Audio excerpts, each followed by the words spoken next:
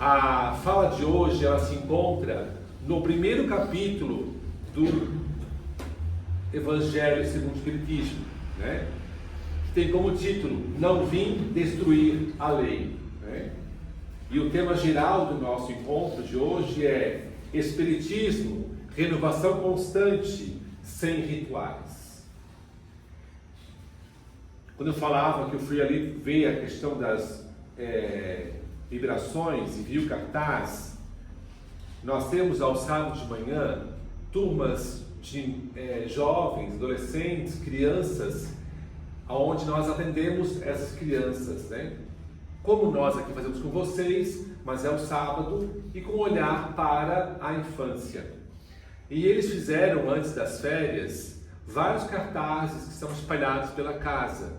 E um deles é esse que eu vou falar agora, aonde eles falam sobre os profetas. Então há uma linha histórica dos profetas, desde Moisés até o Cristo. E aí no meio desse percurso há vários outros profetas que nós nem lembramos, como Daniel, e sim, né? Tantos outros que há durante esse percurso. E é interessante porque quando nós falamos na Terra, Deus nunca nos deixou e nunca vai nos deixar desamparados. Então, quando nós olhamos para a história do mundo, numa ótica espiritual, nós sempre recebemos vários profetas que anunciaram a palavra de Deus durante milênios. E nós, às vezes ouvimos, mas não seguimos, e assim vai, né? Então, Moisés, ele vai trazer uma fala lá com os mandamentos, que a gente pode dizer que é o germe, assim, que é o início dessa moral cristã, certo? E nós precisamos compreender que a população no tempo de Moisés ainda era um pouco selvagem. Não que nós não somos ainda, certo? Mas nós já temos uma compreensão que aquele povo não tinha. Então, para aquele povo compreender que nós podemos perdoar os nossos inimigos era uma coisa um pouco mais complicada. Por isso que Jesus vem para ampliar essa compreensão. E já passaram mais de 2000 anos das palavras de Jesus e nós ainda não compreendemos. Veja como é difícil colocar em prática algo tão simples como amar. Certo? Se nós reduzirmos tudo o que fala ali, os 10 mandamentos e outras leis espirituais, nós chegaremos a essa palavra, no amor, que é tão simples. E eu sempre falo nas minhas palestras que não dá mais para a gente apenas comprar o Evangelho segundo o Espiritismo e colocar na estante.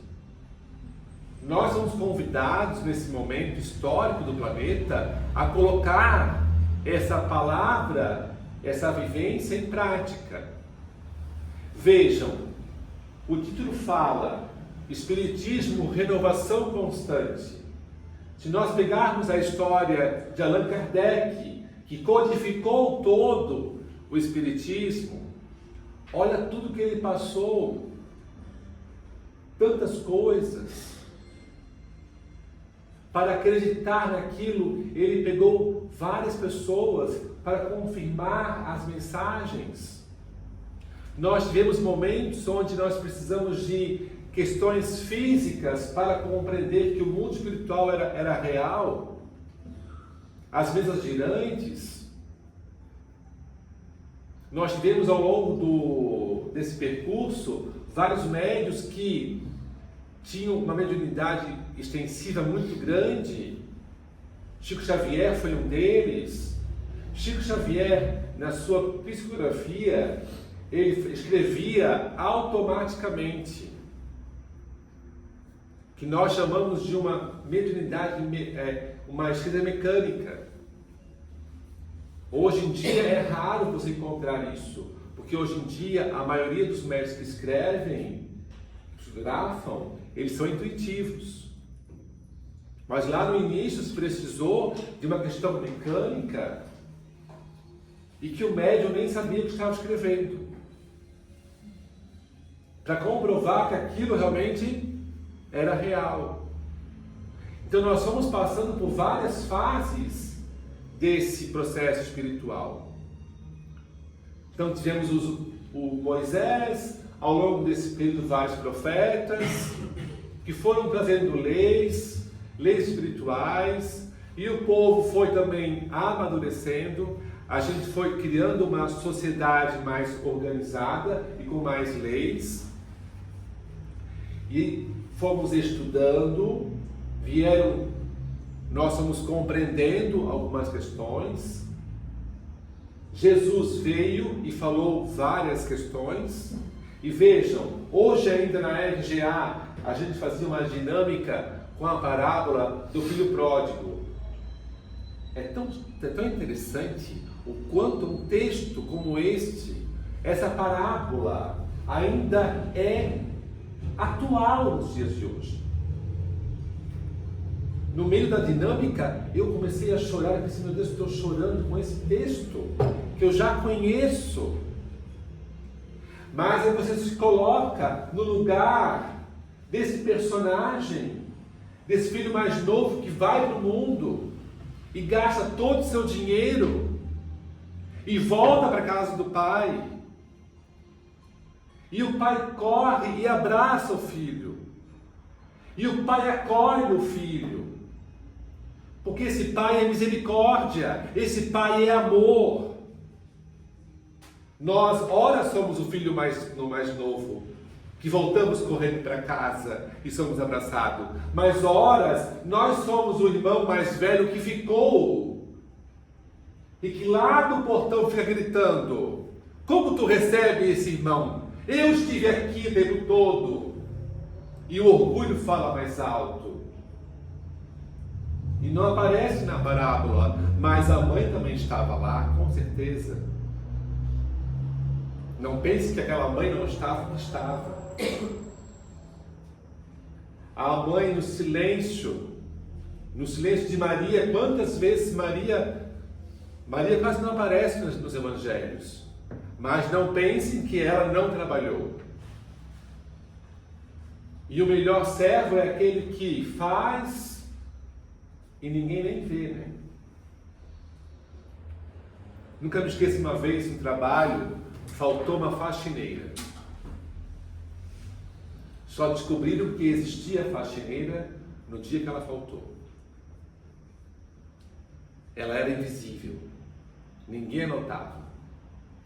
Só perceberam a importância dela quando ela faltou. Porque alguém tinha que limpar o chão, alguém tinha que limpar os banheiros. Mas voltando ao nosso tema, a gente não pode esquecer que Cristo é o nosso modelo. E se nós conseguíssemos viver uma parte, gente,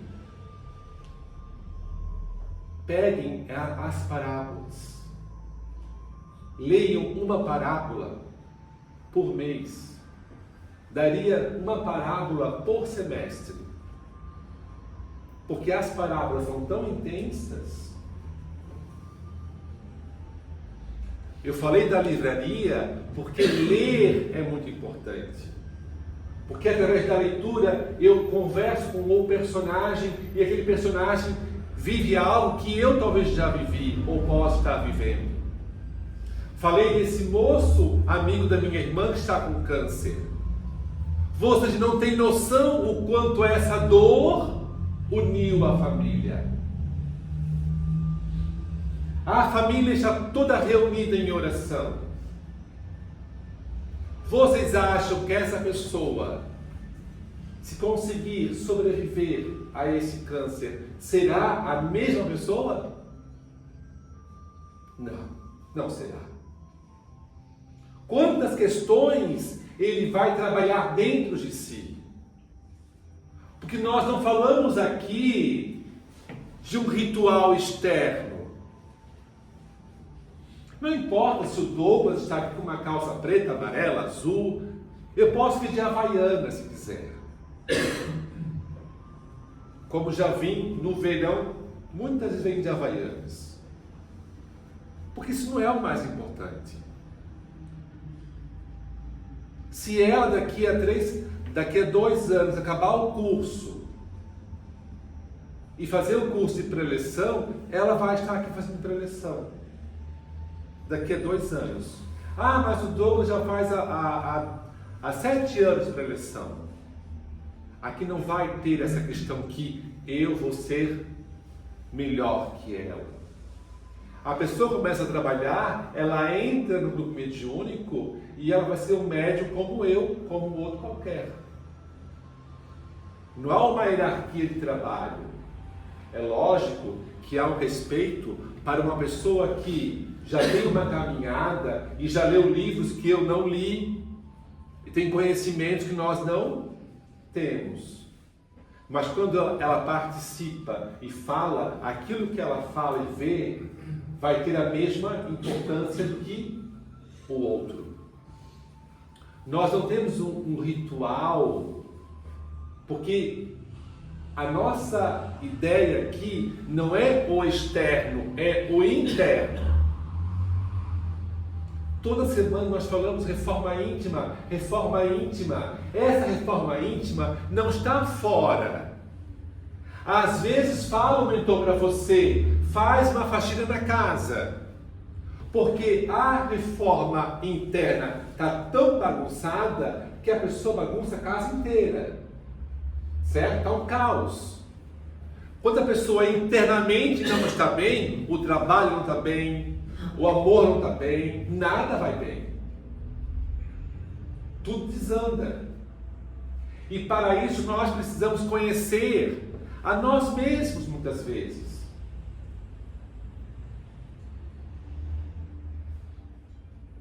E se nós vivermos as leis universais, a lei do trabalho, a lei da ação e reação, desejo o mal que eu desejo vai e volta, então faço o bem. Se nós colocarmos essa frase apenas, Cristo é o nosso modelo. Essa é uma frase que está no Evangelho. Cristo é o nosso modelo. Se a gente conseguisse parar e pensar e refletir antes de agir e colocasse essa frase, Cristo é o nosso modelo. Se Cristo é o nosso modelo, o que ele faria nesse lugar?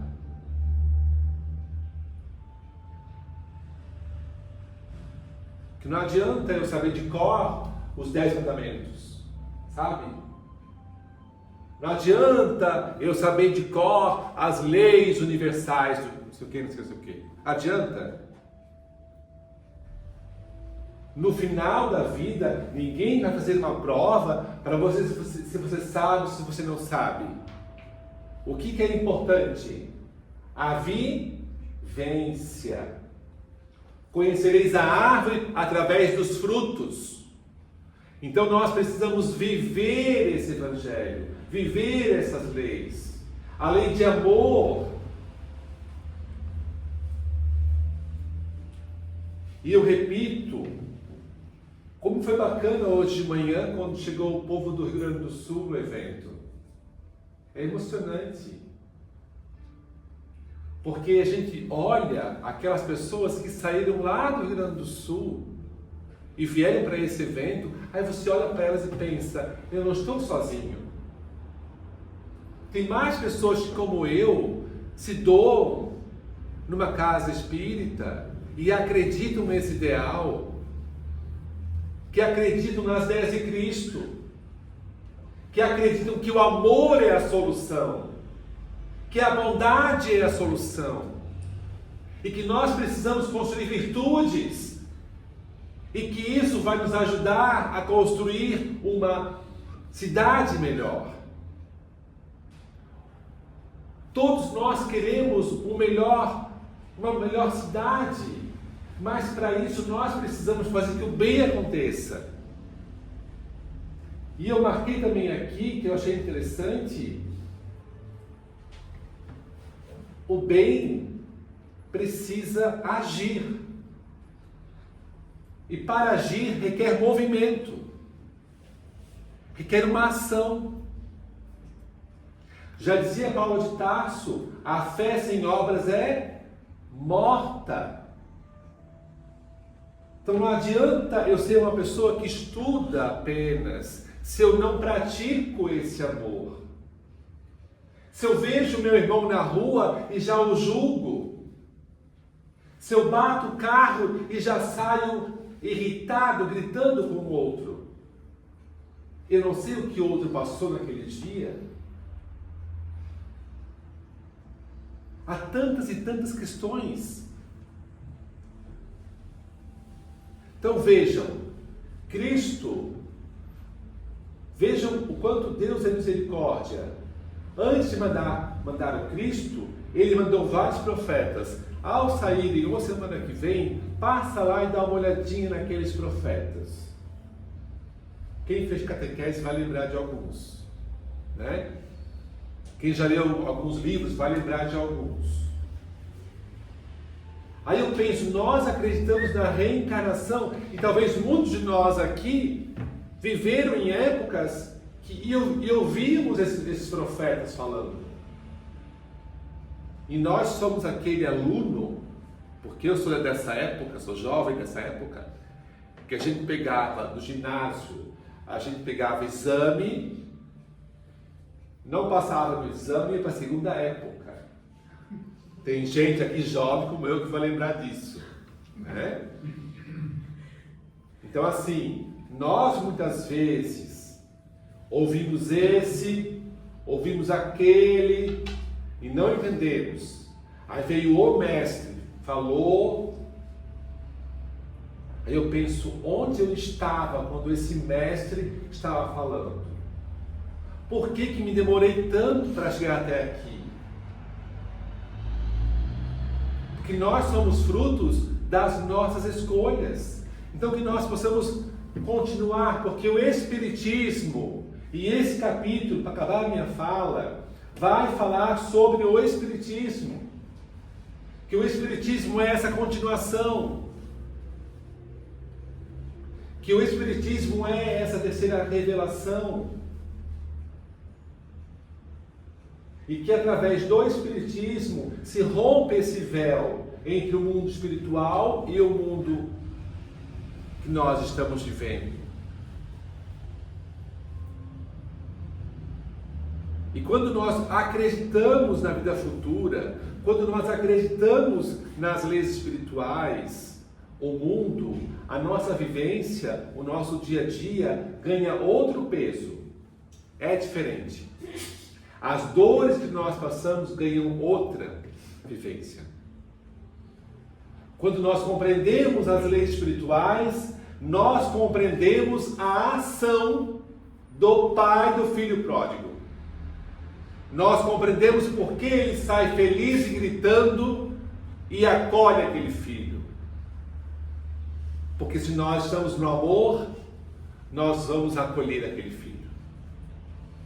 E quantos pais e quantas mães não têm acolhido seus filhos?